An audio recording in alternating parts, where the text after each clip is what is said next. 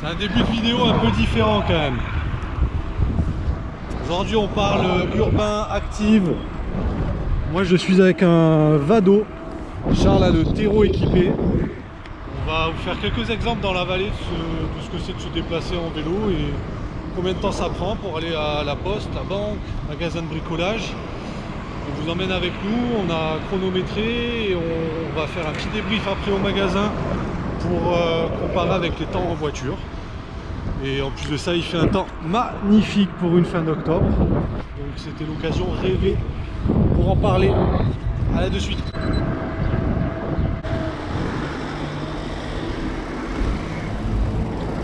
Premier exemple, on est parti du shop, on arrive à la poste de Marna, 4 minutes 57. Je pense qu'en voiture on met plus de temps. De toute façon on doit chercher à se garer, machin, les stops et tout ça. C'est cool. Après on enchaîne avec l'autre bout de la vallée, on va aller à Cluse. On va voir ce que dit le chrono.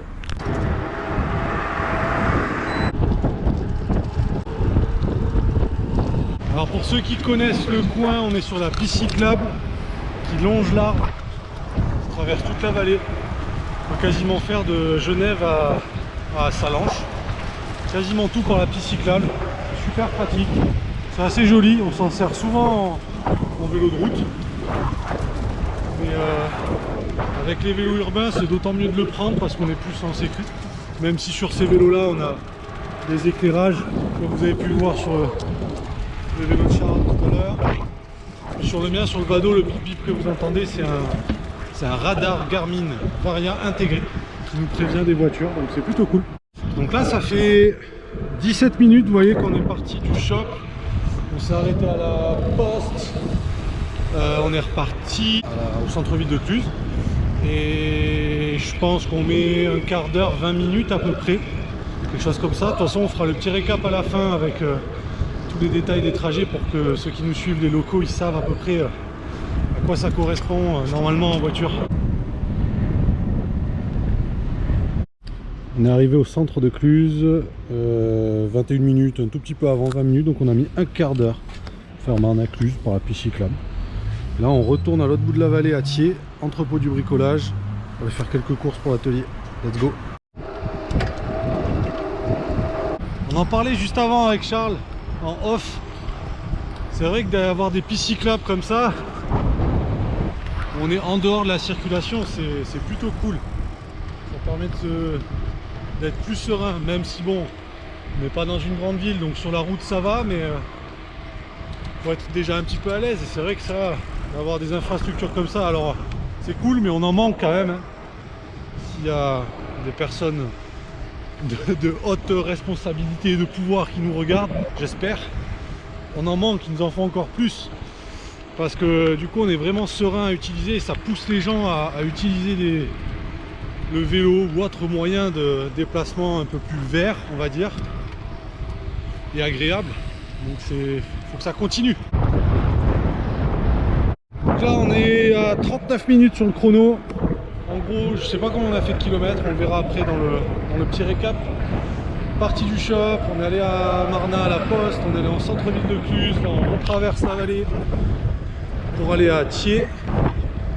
Je pense qu'en voiture on aurait mis quasiment le même temps si on doit se garer tout ça. Comptez qu'on est en plus entre midi et 2, donc il y a pas mal de monde sur les routes. On va voir à la fin. On est arrivé au magasin de bricolage, faire 2-3 petites courses. Combien de temps on a mis? 17 minutes. Voilà, plutôt cool pour tout retraverser, faire pas mal de kilomètres sur la piste cyclable. Là on retourne au shop, on va peut-être s'arrêter sur la route pour vous faire un petit chapitre sur comment on peut sécuriser son vélo, l'attacher, le système de blocage qui est inclus dans les petits mécanismes de Specialized. On vous montre tout ça et après débrief au shop. Let's go, on y va. Ça part. Ça part.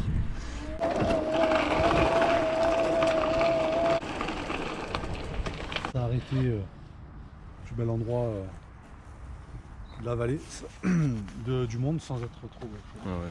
Bien sûr, on est d'accord. Comment on peut attacher son vélo? C'est pratique, il y a plein de marques d'antivol, on travaille avec Abu. qui font des systèmes de support qu'on peut mettre sur les portes bidons ou accrocher différemment. Tout petit, on n'a pas besoin au moins de prendre dans le sac ou quoi, alors même si on a des sacoches sur ces vélos. Donc voilà, anti-vol dépliable, il y a différentes longueurs, différents niveaux de sécurité. Ça c'est déjà du costaud. Vous attachez le cadre un petit peu partout où vous pouvez, voulez. Après on conseille de ne pas les laisser dans des endroits trop isolés pendant trop longtemps, il faut quand même faire attention. Mais voilà, ça c'est la première chose très très pratique. Et hop, quand on a terminé, on le range comme ça. Et puis voilà, on garde les clés avec soi. Et puis le Specialized Turbo Vado Tero, le Levo aussi, on peut le bloquer maintenant. Ouais. Avec l'application, alors je sais plus si on peut le faire directement là, mais on va vous le faire sur l'application. En gros, je suis connecté à mon vélo et je peux simplement lui dire verrouiller. Je verrouille. Système alarme activé également avec un bip. Le vélo là il est locked. Donc on peut faire ce qu'on veut, mais si on le déverrouille pas, il n'y a pas d'assistance. Donc avec ces vélos qui sont un peu lourds, c'est pas facile de se barrer rapidement, quoi. Voilà. Et si je veux le débloquer, simplement j'ai le code à rentrer ici, ou alors j'utilise mon application déverrouiller. Et le vélo est déverrouillé. Et on repart. C'est pas belle la vie. On redéclenche le chrono. Donc on a mis un peu moins d'1 heure. Ça compte aussi ce qu'on a fait là où on s'est arrêté, hein. C'est pas que les trajets. On n'est pas loin du shop, on y va et on va vous faire le petit débrief de tout ça. Let's go. C'était bien la balade? C'était top. Pas mal. On vous a amené avec nous sur les petits trajets qu'on fait habituellement en vélo. Vous avez vu, c'est plutôt agréable, hein. Quand il fait beau, quand il pleut, ça l'est un peu moins, mais les vélos sont équipés de garde-boue et qui protègent très bien. Il suffit de s'équiper soi-même avec des trucs qui protègent un peu. Après, c'est sûr, quand il tombe des sauts, bon, on peut prendre la voiture. Mais on voulait juste vous faire le petit récap en temps. 40 minutes de roulage à peu près pour une vingtaine de kilomètres. Pas beaucoup de D+, c'est dans la vallée. Au global, on a mis 55 minutes parce qu'on a passé 15 minutes entre les trucs qu'on avait à faire. Donc au global, 55 minutes, mais en pur trajet 40. Si on prend un exemple en voiture, j'ai fait un peu les mêmes points, mais pas le même parcours forcément, parce qu'on a utilisé beaucoup de pistes cyclables. En voiture, ça fait faire un petit peu moins de kilomètres. Le temps idéal en voiture, si on prend Google Maps par exemple, c'est 25 minutes. Je pense qu'on est plus à une trentaine de minutes, ouais, en comptant les aléas des ronds-points, des feux rouges, des stops, etc. On va dire une trentaine de minutes, donc on a un quart d'heure d'écart en termes de mouvement, de déplacement pur. Par contre, en fonction de l'heure à laquelle vous êtes, si vous devez vous garer, etc., d'expérience, en fait, on met quasiment le même temps. Voilà. Donc, pour des longs trajets, c'est sûr que le vélo, c'est quand même un petit peu plus compliqué. Si on a le temps, on peut, mais si on n'a pas le temps, ça devient complexe. Sur les longs trajets, c'est vrai qu'avec la voiture ou un autre moyen de déplacement qui est plus rapide, on gagne du temps. Mais pour les petits trajets du quotidien en vallée, ça prend un peu son sens, surtout qu'aujourd'hui, que ce soit nous ou chez d'autres marques, on a de la bagagerie sympa, étanche, qui permet de charger les vélos. Voilà, on n'est plus obligé d'accrocher ça avec un tendeur à l'arrache, on va dire, sur le vélo. Le vélo reste agréable à rouler. On vous a montré un petit peu les nouveautés qu'il y a au niveau du verrouillage, etc. Donc on essaye d'augmenter la sécurité, que ce soit visuel, être vu, voir la sécurité anti-vol des vélos. Donc voilà, c'est un truc, le vélo c'est du passé, mais c'est aussi l'avenir. Que ça soit électrique ou pas électrique, aujourd'hui on est en électrique. Sur du plat, on peut très bien le faire en sans assistance. Simplement, on va pousser un petit peu plus quand on a du vent de face. Donc voilà, c'était notre vision. On parle souvent de VTT, de route, d'autres choses, de gravel dernièrement. Là, c'est un peu le côté actif urbain qui est quand même assez important. Et en plus de ça, c'est fun de faire du vélo. Donc si on peut allier l'utile, le fun, etc., c'est top. Okay. N'hésitez pas si vous avez des questions. Sinon, on se retrouve en magasin. Salut!